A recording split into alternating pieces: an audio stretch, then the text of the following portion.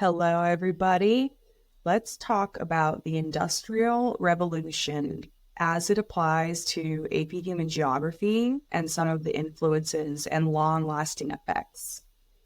So what is the Industrial Revolution? Essentially, it was a change in the way work was done, a change from making goods by hand to using machines. Now, let's look at the old open field system. This is how things used to work, specifically in Europe and England, where the Industrial Revolution started. So there's just some issues here. Animals can trample crops. There wasn't really proper drainage, no fences or boundaries with hedges. People had to walk over your strip to reach theirs. And it made it kind of difficult to take advantage of new farming techniques. So before we get to how that field system changes through an act of parliament, let's just look at how the Industrial Revolution started. And really what started it was the agricultural revolution of the 1700s, which in AP Human Geography would be the second agricultural revolution. So big thing is new ways of planting crops, such as crop rotation.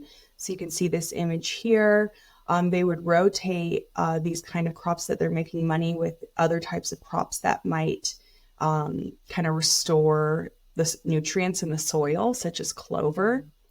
A new seed drill. So you can kind of see the way they used to do it, just kind of throwing the seeds, might waste more, a little less precise, the first seed drill, and then they improved that seed drill over time. Another huge influence was in 1763, James Watt's steam engine.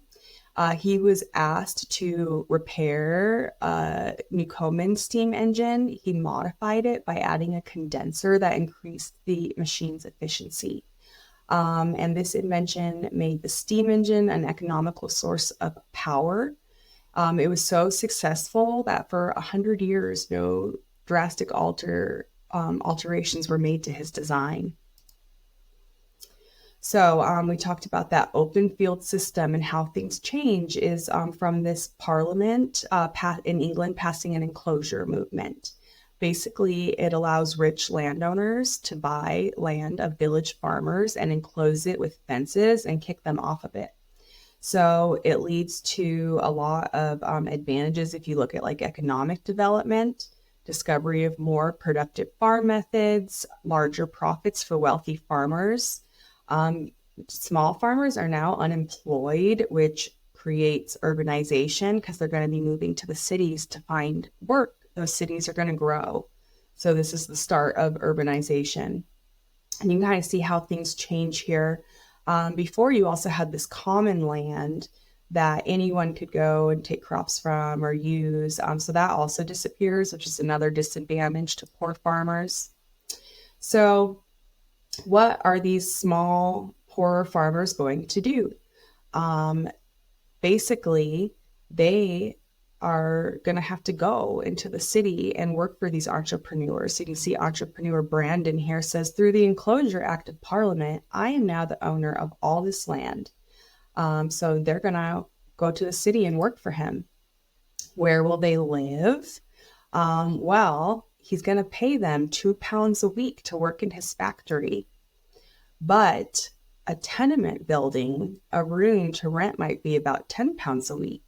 So this leads to the whole family working, get the children working in the factories, even though they didn't make as much. Now, these tenement buildings were really not great conditions to live in. They didn't have good airflow. There might be like one hole in the back that everybody uses as a toilet outside, real cramped. So these were really tough to live in. And you'd have maybe like a whole family stuffed in one room. So what are the results of the agricultural revolution? We have food surplus, improved diets, more nutrients, better health, lower death rate, increased population, and growing cities, urbanization. And you can see how population really starts to grow as a result of this. What do these changes lead to? Well, new inventions as these wealthy entrepreneurs find faster ways to produce goods. Better metals allow for creation of taller buildings and stronger machinery, such as steel being, brought along at this time. Growth of mines to get ore for the metal to create the infrastructure. And then that's going to lead to a need for transportation to bring materials from the mine to the cities, and just overall this development of the factory system. So, what are kind of a summary of the effects of industrialization? We have improved literacy rates, the beginning of mass marketing and advertising. It's going to lead to new ideologies, this capitalistic kind of stance, and just the disparity of the rich and the poor leads to ideas of Marxism, communism, socialism to deal with social pressures.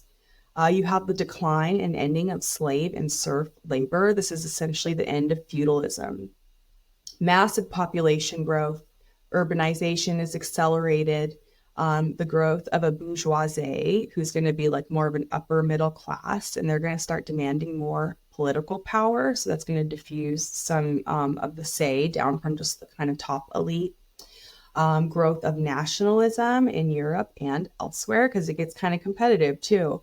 And lower class women and children are finding work in the factory alongside men, being paid significantly less, but nonetheless, huge demographic changes as a result.